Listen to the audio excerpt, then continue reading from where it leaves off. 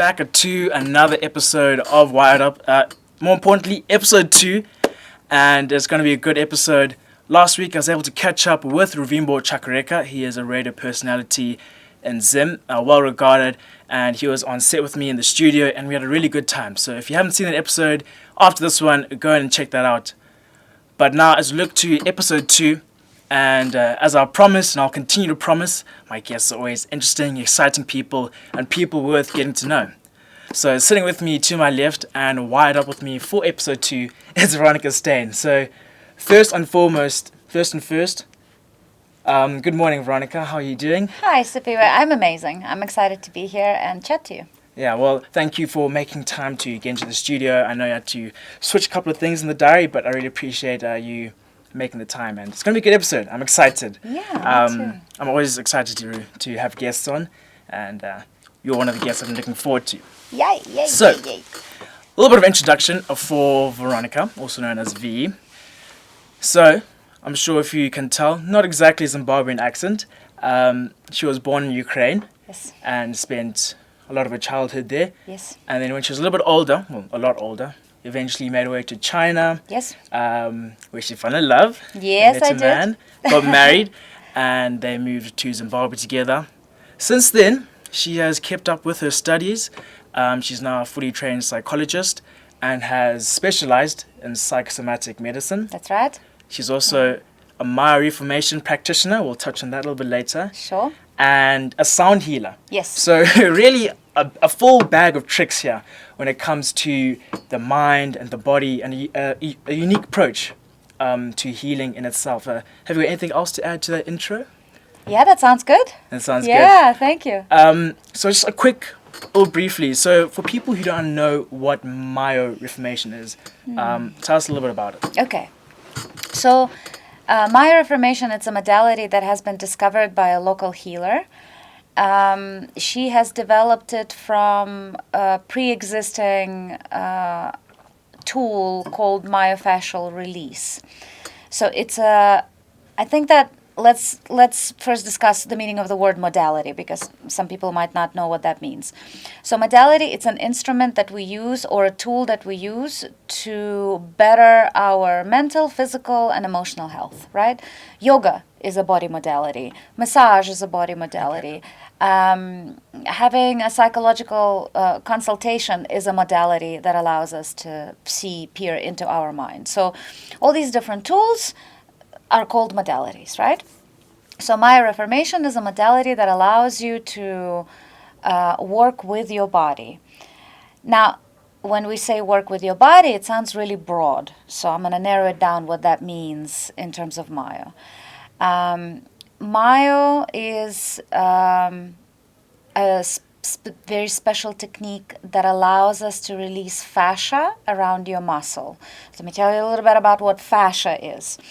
So, you know when you cut your steak and that little white film around the steak, that's fascia. So fascia, it's an organ that unites all our organs and muscles in our body. So it's almost like a bag that holds everything together.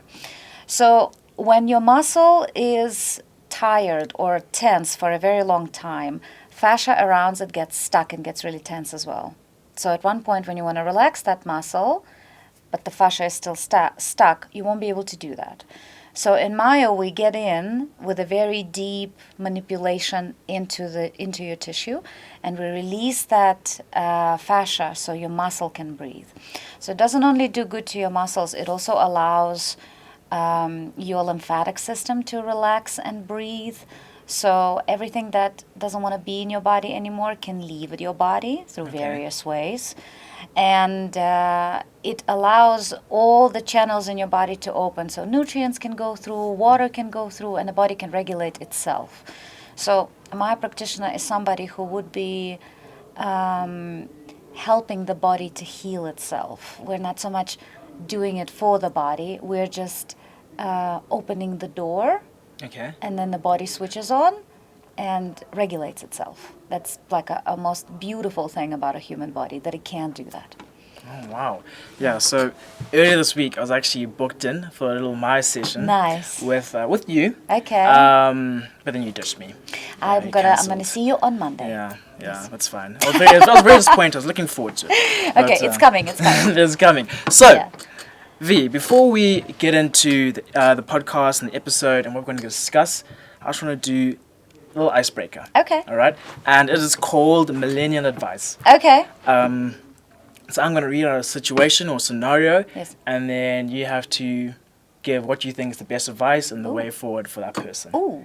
Okay, Yeah. bring it on. So we've got two scenarios. Yes. So the first scenario is, I've just discovered my boyfriend likes sucking toes, but I'm really not into that. Do I let him down gently or run straight for the hills? That's a no-brainer. Yeah. Yeah. Well, I think it's good to find out if it's a deal breaker for him. Is he going to stay in the relationship if I'm not going to suck his toes or not? If he's going to stay in the relationship and I'm going to say no, so I get to keep my boundary and he gets to regulate himself in that situation. So that's pretty straightforward. You just say no because you don't like it. Running straight for the hills, I don't know if that's necessary. Everybody, well, I mean, a lot of people have fetishes and things that they like, but you don't necessarily have to impose it on your partner. You can just keep it as a fantasy. Yeah. Okay. Okay. Well, yeah, no. So tucking is definitely one of the top fetishes out there. Yeah, totally. And the next one is, my friends say I'm being extra whenever I talk about how stressed I am. One of them suggested I take a chill pill, but they meant it literally. How do I deal with friends who think mental health is just a buzzword? Ooh. Okay. Okay, so it's a really good question. If your friends are noticing that something is going on with you and you need support, I would hear that. So I wouldn't just discard that as something, they are too sensitive. Because the world around us always gives us idea what's happening within us, even if we don't notice. So if your friend tells you you've been going under a lot of stress, you've been a lot lately, I invite you to examine that and really look at that. Have you been a lot, or your friend is just a wuss, or doesn't want to get involved with you? And if you examine that and you realize that actually you have been feeling low, down, or anxious, chill pill, I guess we're talking about anxiety, right? Then there are different ways of finding support that is outside of your friend circle, because you can be a lot for someone. Yesterday I had a conversation with a friend of mine and I asked her, am I a lot? And she's like, yeah, sometimes.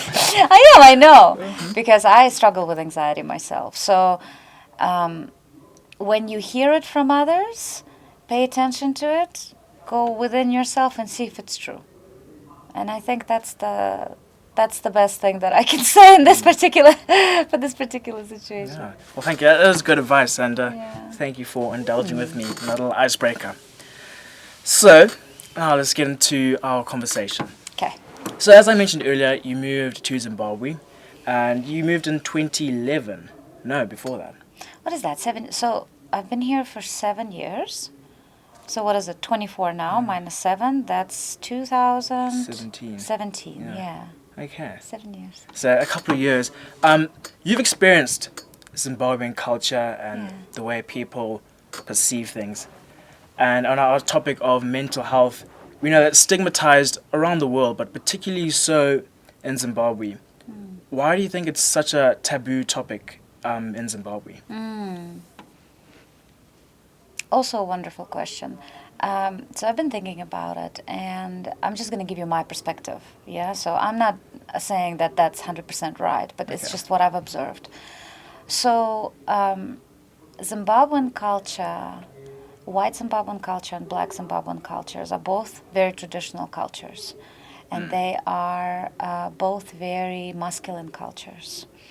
So what that means is there are very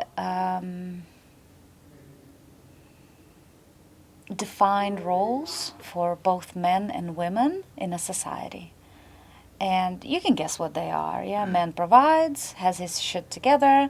A woman looks after the babies and feeds everybody and drives kids to school. Yeah, and when we look at how these roles define men, I want to talk about that first.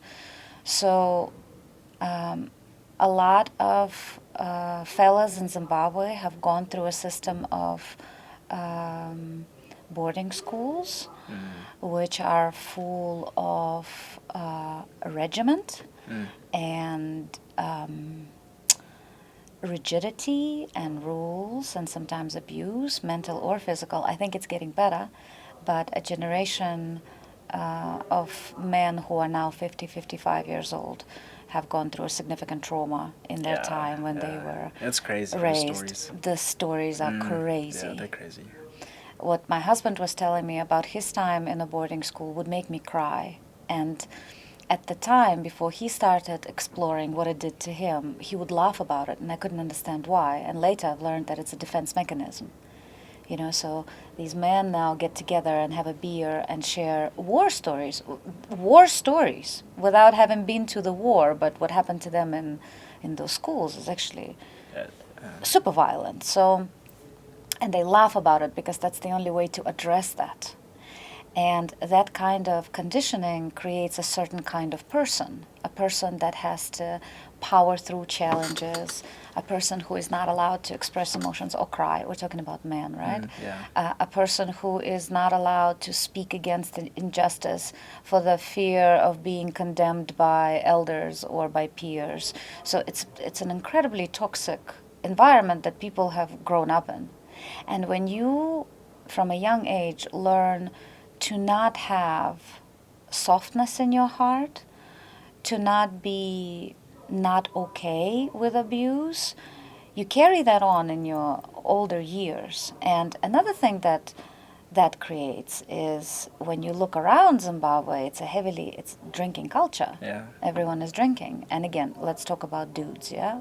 Both are, but dudes especially so. And it's very, very normal to go on Friday night, Saturday night, and get completely wasted. And then again, get your shit together and go on Monday and work and perform and be the star and chase and da-da-da-da-da. And that takes a toll not only on your physical health, but on your mental, emotional health. The rate of divorce is skyrocketing. They pass on that trauma to their children, disconnection in the families, unhappy marriages, you name it. So why, now let's go back to your question, why is mental health so stigmatized? Because from the very young age, mental health has no value. Being well and feeling good about yourself has no value. Yeah.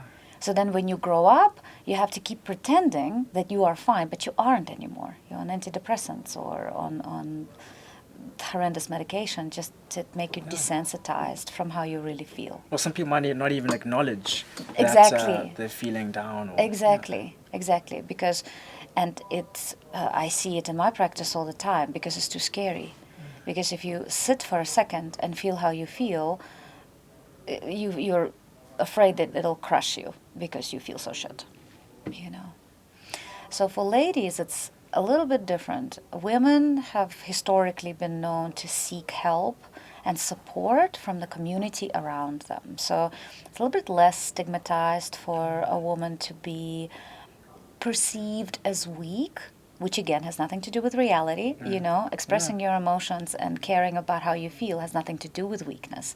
It actually is a very strong trait, because once you face those difficult emotions that live in you and stay dormant, it takes a lot of energy and power to be there for it. So it has nothing to do with weakness.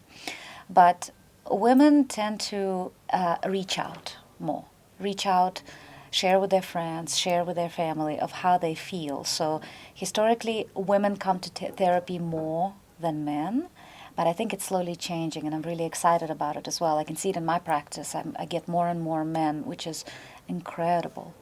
And a lot of them come also because their wives started doing it, and they see the change that they bring. Okay. Yeah. Have I answered your question? How does that feel? Okay. You have. And on to our next question. So in Zim, to try and get to a mental health clinic or to talk to a professional, there are barriers like maybe location and transport and financial, maybe don't meet the financial requirements. What are things people can do regularly to maybe prevent themselves from going down a rabbit hole and maybe just to acknowledge the way that they feel? Okay, great question. All right, so I'm going to start the answer to this question with something that might seem completely irrelevant. When we talk about mental health, before we get into that, we need to look at the way our body feels. Are you sleeping well? Are you eating enough? Are you exercising? Do you drink enough water? And those seem to be like really simple things. But once you have them, you pay attention to those things, you notice that your mental health is starting to get better on its own. Exercise does amazing things for us, for our brain, right? Being hydrated does amazing thing for our focus and being able to focus on work, stay in the conversation, be present. Good sleep allows us energy to partake in life, because an issue with a mental health, issue with an emotional health, it's really difficult to face because it takes so much energy. So if we have the energy to look at it, that's already step one. So when people come to see me, we talk about that first. How are you doing? Are you sleeping? Are you eating? Do you prioritize time for yourself where you can just sit for a little bit or read a book, or your day is going all the time? Yeah, so that's one thing. Second thing, in this beautiful 2024, there are so many available free support systems online, and in a different shape or form. You can get audio lectures by psychologists who talk about how to keep the hygiene of your mind. You get free consultations online by people who are just starting to practice and they want to get a lot of hours. Help is out there. You just need to reach out. There are actually an incredible amount of resources that are available to people because we have access to internet, yeah? So another thing is, personally, how I keep looking after myself and my mental health. I, of course, see my therapist. I used to see my therapist every week, and now it's every 2 weeks, and I'm moving to every 3 weeks because I'm feeling a lot more stable in my life, so I need less private work, but I think I'm going to be doing that for the rest of my life. Not necessarily because I feel anxious or depressed, but because I want to get to know myself. Therapy is an incredible tool that allows you to understand yourself better and support yourself in a meaningful way. I exercise a lot, but I also do a lot of breath work.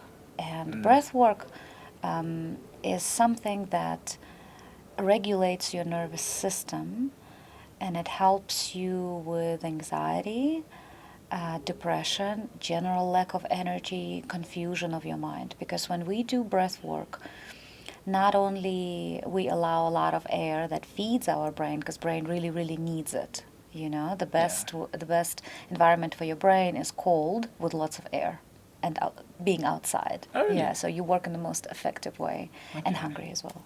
So when you're hungry and Really? you're a little bit chilly, yeah.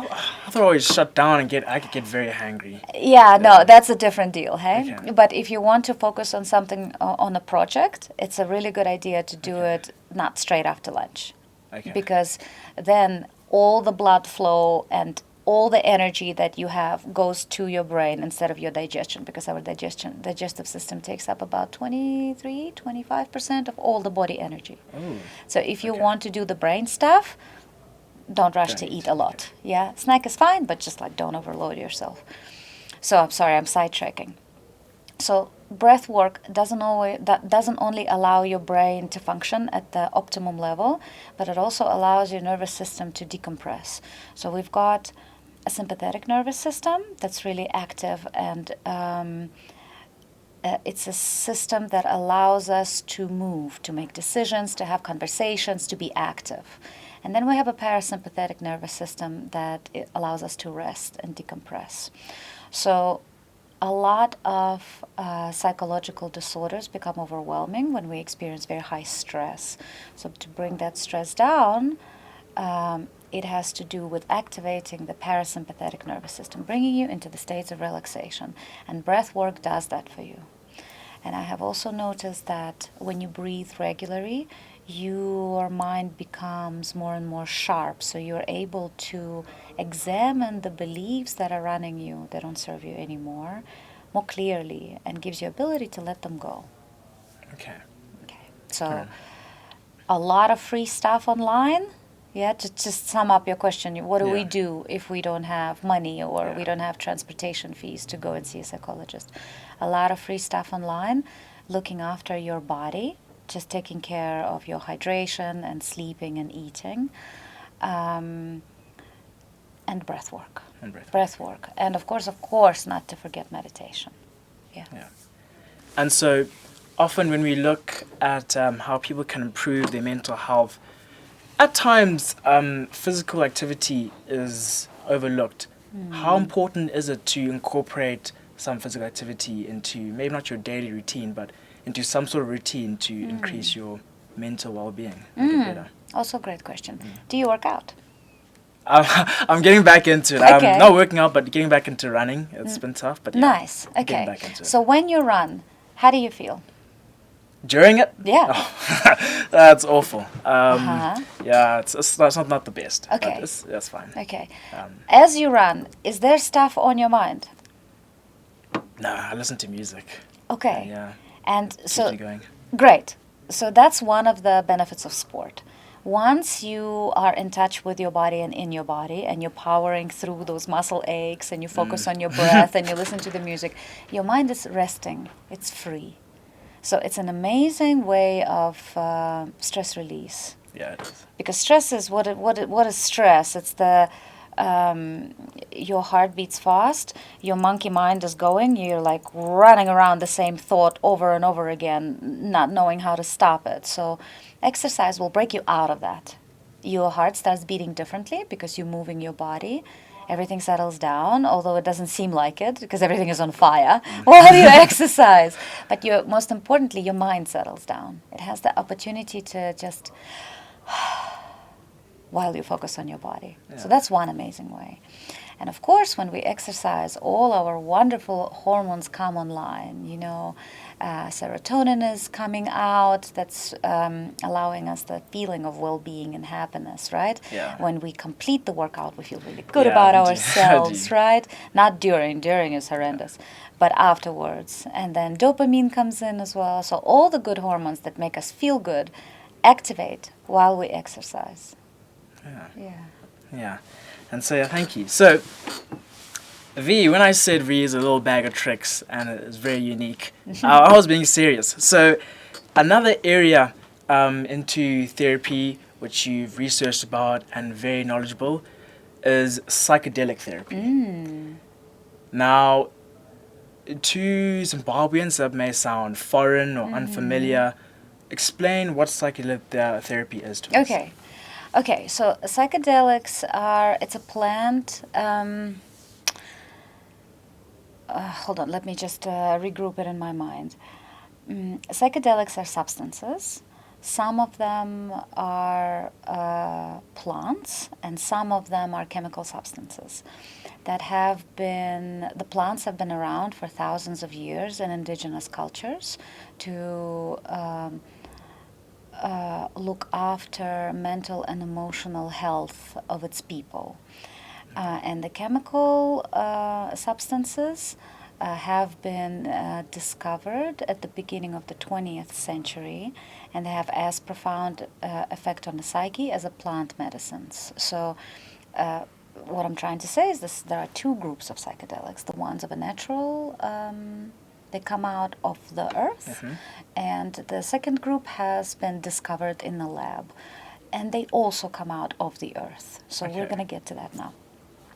So the plants that have been around for centuries and used as a religious sacrament in different tribes all over the world, they are mushrooms, ayahuasca, and iboga. There is a cactus called peyote. and a very similar plant to peyote called San Pedro. So when we look all over the world in indigenous cultures, every culture has a certain plant that they have been working with for centuries to keep their connection to nature, to keep their connection to each other, to God, and to themselves. And when I say religious ceremony,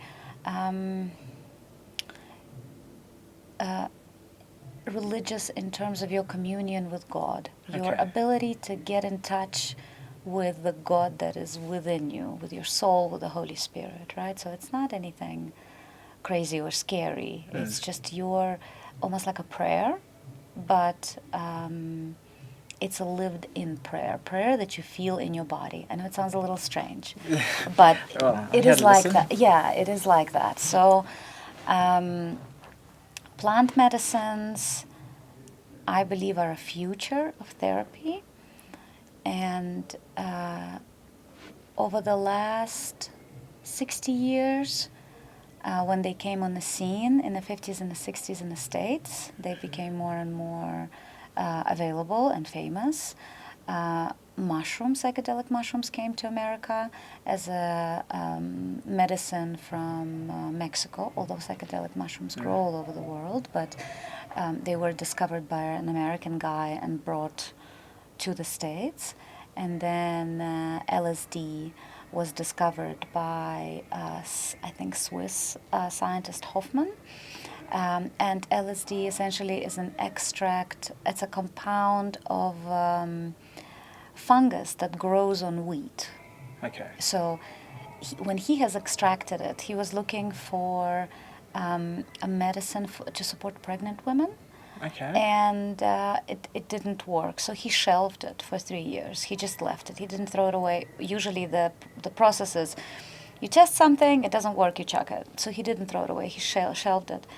And 3 years later, he pulled it out and accidentally ingested it. And that was the very first LSD journey, when he drove on a bike back home, and he observed his consciousness expanding, and he experienced a completely altered state of consciousness.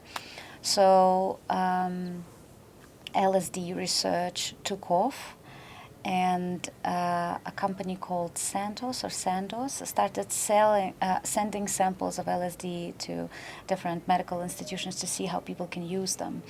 And I think in Canada there was a doctor that started using it for therapeutical reasons, and it showed the most incredible results. People with chronic depressions and alcoholism were able to quit drinking after one session with LSD. But of course, then politicians kicked in, and things started going wrong. When you try to, because the way the medication is being introduced into the system, it has to go through clinical trials. Now, to go through clinical trials, a very strict protocols have to be created to support the clinical trials, to support the accuracy, to keep the scientific approach, right? So, if we do this to you, we have to do it to the other person in exact same way, hopefully to achieve exact same results, right? So one of the thing that psychedelics, one of the very thing that is important for a safe psychedelic experience is a set and setting. So being in the environment that is very comfortable, being supported by somebody next to you, a therapist or a sitter or a shaman when we talk about plant medicines, and being able to feel safe in that space. Okay. Now, what they've messed up is that when they were trying to bring in psychedelics into LSD specifically into clinical trials, they have tied a person to a chair in a room full of white lights, and of course that did not work. And LSD was discarded as a class 1 drug and a very dangerous substance, and psychedelics started getting a really bad reputation. But the good news that in the early 2000s, all the psychologists and psychiatrists that have been working with psychedelics, mushrooms, LSD, MDMA, they've stopped because it stopped being legal. So some of them went underground and carried on the research, and some of them carried on the pushing for legalization, especially MDMA. And in the early 2000s, the research sprouted again all over the world. So right now, in a couple of states in America, psychedelic mushrooms have become legal. Ayahuasca has been legal in the States, but only in certain churches when you use it as a sacrament, as a part of your religious experiences. And in Australia, I think this year, they've legalized MDMA for a couple therapy. Okay. So psychedelics are having a real renaissance all over the world. Okay. Now, from therapeutical perspective, each psychedelic has a different gift that it can give our body, our heart, and our mind. And I think if I were to unite all the psychedelics and talk about what they ultimately do, every day we live, we have a certain perception of ourselves, of the world, and of the people around us, of God, you know. And we are living in that perception. Let's call it a story that we're comfortable with, that we're telling ourselves, a story that we have developed based on our upbringing and of our life experiences. So let's say if your parents have been Christian, there's a very high likelihood you're going to believe in God and Holy Spirit and, my God, what's the third? Jesus, yeah. Yeah, that's right. Yeah, Thank you. Yeah.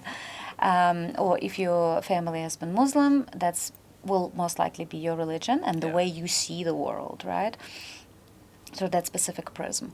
And then you leave your family and you enter relationships with people, so you get to know yourself a little bit, you get hurt, you get to know something about yourself.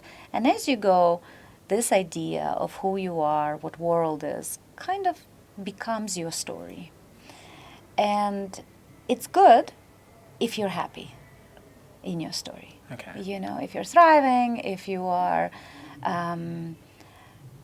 self-actualized, meaning you love what you do. You know, when you can provide for yourself, you find a way to be in this physical world and make money. I'm not talking about millions, but just be comfortable, you know. When you are interested in other people and friendships, when you are happy, you know, we all have our own definition of happy, but it's pretty broad. So the problem comes in when you're not happy, when you struggle to trust people, when you have dark thoughts, where you don't have relationship with God or with yourself, when your body is physically ill. That's when the trouble comes in. And in order for us to get out of that trouble, we need to re-examine the bowl of the story that we are living in. So the story our parents were telling us, we are telling ourselves, the lessons that we've learned, and we need to look at those things actually working for me. And when we start looking into it, first of all, how to do that, how to observe your mind, right? And meditation is becoming so popular, thank goodness, because it's a beautiful practice that teaches you to observe your mind, right? So, stepping aside a little bit from your question, I went a couple of years ago for a Vipassana retreat. Now, Vipassana is a meditation practice where you sit and you scan your body and you follow sensations in your body. And while you are doing that, you are at the same time observing the thoughts that are running in your mind. You don't do it, you don't meditate to observe the thoughts, you observe the sensations. The thought observation comes as a consequence of this practice. So when you start noticing what's really driving you, thoughts like, oh, of course I'm going to fail this exam, I'm not good enough. Or, yeah, he's very handsome, but he's out of my league. Or, I cannot be safe in my own home with my partner. I'm not safe. I constantly want to run away from this relationship. When you start observing those thoughts, you get an opportunity to stop and examine if those thoughts are true. If those thoughts are true and you've noticed them, you can take steps in your life to change your life in a way that will allow you more connection and more safety. It's deep therapeutic work, and without it, without examining your internal beliefs and your bowl of story, there's no way for us to get better. You know? So Vipassana allows you to do that by the observation of the mind. Now, couple of weeks. So I've done Vipassana for 10 days. You meditate about 8 hours. I average between 7 to 9 hours every day. It's very strong. Body is sore. And at one point you stop sleeping because you are in touch with your subconscious. So your mind is so on fire that you can't sleep, but you're not tired either. It's a very interesting state. So for 10 days, while I was in a meditation, a lot of my internal patterns came up and I got to see them, all to do with my family line and my relationship with my first family, my great-grandmother, my grandmother, my mother, and my trauma that comes from that relationship. And it was really astounding for me to be able to see it like that, see it so clearly. It was a lot of work to do it, but it was really amazing. But a couple of weeks afterwards, I had an ayahuasca journey. Ayahuasca, it's one of the plant medicines that I have mentioned. It's a tea that you drink that come from South America, and it allows you to observe your mind and observe the processes in your body. Now, ayahuasca journey is about 6 to 8 hours, and whatever was revealed to me in my ayahuasca journey was exactly the same thing that was revealed to me in my 10-day Vipassana. So where I'm going with this is that you can absolutely achieve the same results with meditation, but it just takes longer. Psychedelics allow us to peer into our subconsciousness faster. And disclaimer, it is incredibly important to find a practitioner that will be able to hold you in this experience very safely. Because while you are in a psychedelic experience, it's almost like you are taking not the stairs down into your subconsciousness, but an elevator that just takes you there immediately. So you want to make sure that you are safe so you can explore what's going down there. Yeah. Okay. So to sum it all up, I would say that psychedelics allow you to establish communication with your subconsciousness, examine your belief, and see what is actually that is making you so unhappy or unwell. All right. And when some people think of psychedelics, they like think to the movies where the person took it and they started tripping, and maybe think of it as like recreational use. I think you did touch on it, but like, what are some of the misconceptions when it comes to psychedelics and psychedelic journeys? Is it can be used for therapy, as you've just said, but what are some of the misconceptions when talking about psychedelic medicine? Well, I think the first and most important one is that psychedelics are addictive. Mm-hmm. They aren't. In fact, they are famous for having anti-addictive properties. They work. Some of the psychedelics, like iboga, is the only medicine in the world that can support a person coming out of an opioid addiction. An opioid addiction is one of the most hectic ones. So mushroom allows people to break out from smoking or drinking after 1 or 2 sessions. And these are now studies. This is not just something that is in my mind. There's scientific studies that prove the effectiveness of psychedelic use in combating depression and addiction. So psychedelics are not addictive. I think that, yes, people use them recreationally. And everybody is free to choose how they want to live their life and what they want to take and what fun they want to have, and everything has its place in this world. What's more interesting for me is the healing properties of these medicines. Because, what is the difference between medicine and poison? It's amount. Anything could be medicinal for you, but it can also be poisonous for you. So understanding your limits, being with people who can support you through it is very important. Safety is very important. So much bad reputation about psychedelics comes from doing it or having these experiences in unsafe environments, around people who are drinking, being by yourself, mixing substances. So on one hand, psychedelics are re-entering the world and therapeutic spaces, but also party spaces. And I am not a very big fan again, each to their own. I am not a very big fan of using strong medicines like mushrooms and ayahuasca and iboga or even LSD in party spaces, because when you drop into the depth of who you are, it's a very sacred process. You want to be supported and safe. Okay. So I personally wouldn't play with it in a hectic environment, but have a space for it, or have a practitioner that can hold you in it safely. Okay. And earlier you mentioned some psychedelics are being MDMA reintroduced to Australia. Some parts of America are now legalizing it. Why do you think psychedelics are becoming, psychedelic therapy is becoming so popular? Oh, because we really, really need it. This world is holding so much pain, all of us, you know. And I think it's really beautiful how in the time of the world being torn apart by wars, relationships that are unhappy, children that are lost in their families and they don't really know how to relate to their mom and dad, and they grow up traumatized, psychedelics are coming out to support us. You know, it's up to us how we're going to use it. We're going to be responsible with it, or not so much.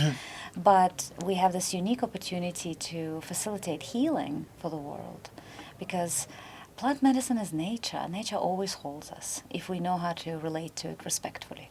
Okay. You know. Okay. And would you like to see psychedelic medicine be introduced to Zimbabwe legally, and maybe there be some sort of legal boundary for psychedelics to be practiced? Yeah, that would be that would be a dream. And it's very inspiring to me that it's already happening all over the world. And I think that when people get to know and have a good understanding of what it is, so educational side of this is very important, that people would become a little bit more open-minded to it. And I'm all for that, because we can absolutely achieve inner peace with all the other modalities that we have and that I practice in my therapy. But you could do it faster in psychedelic therapy. And again, find someone who you feel safe with.